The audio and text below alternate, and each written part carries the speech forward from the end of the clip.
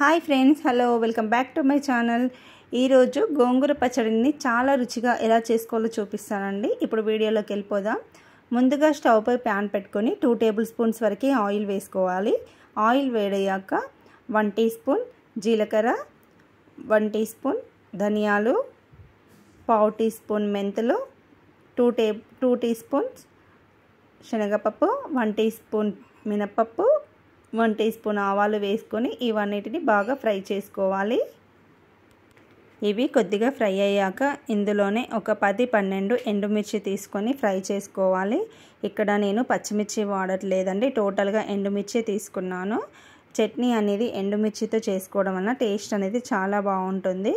ఇప్పుడు ఇందులోనే ఒక 4-5 రెబ్బలు వెల్లుల్లి తీసుకొని ఒక 2 మినిట్స్ అలా కలుపుకొని స్టవ్ ఆఫ్ చేసుకొని వీటన్నింటినీ మెత్తగా పేస్ట్ చేసుకోవాలండి. చూడండి, వీటన్నింటినీ ఒక మిక్సీ గిన్నెలో తీసుకొని గ్రైండ్ చేసుకుందాము.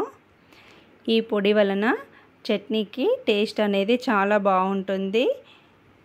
ఇలా వీడియోలో చూపినట్లు దీన్ని మెత్తగా పొడి చేసుకోవాలి.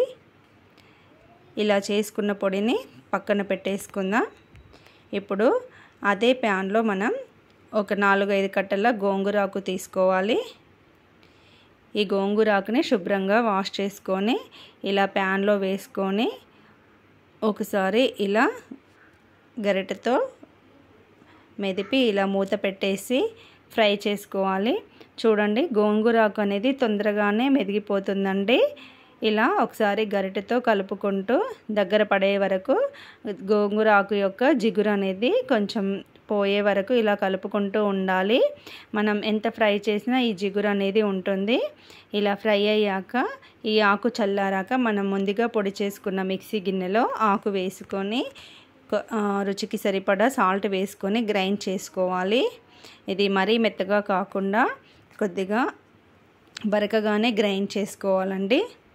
చూడండి, వీడియోలో చూపినట్టు ఇలా గ్రైండ్ చేసుకోవాలి. ఇలా గ్రైండ్ చేసుకున్న దానికి మనం పోపు ప్రిపేర్ చేసుకుందాం. స్టవ్ పై ప్యాన్ పెట్టుకొని అందులో 2 టేబుల్ స్పూన్స్ వరకు ఆయిల్ వేసుకొని ఆయిల్ వేడయ్యాక అందులో జీలకర్ర, ఆవాలు, మినపప్పు, శనగపప్పు, ఎండుమిర్చి, కరివేపాకు వేసుకొని ఒకసారి బాగా కలుపుకోవాలి. ఇవి కొద్దిగా ఫ్రై అయ్యాక ఇందులోనే ఒక 1/2 టీ స్పూన్ వరకు పసుపు వేసుకోవాలి. ఇలా పసుపు వేసుకొని ఒకసారి కలుపుకొని మనం ముందుగా పేస్ట్ చేసుకున్న గోంగూరాకు వేసుకొని బాగా మిక్స్ చేసుకోవాలి.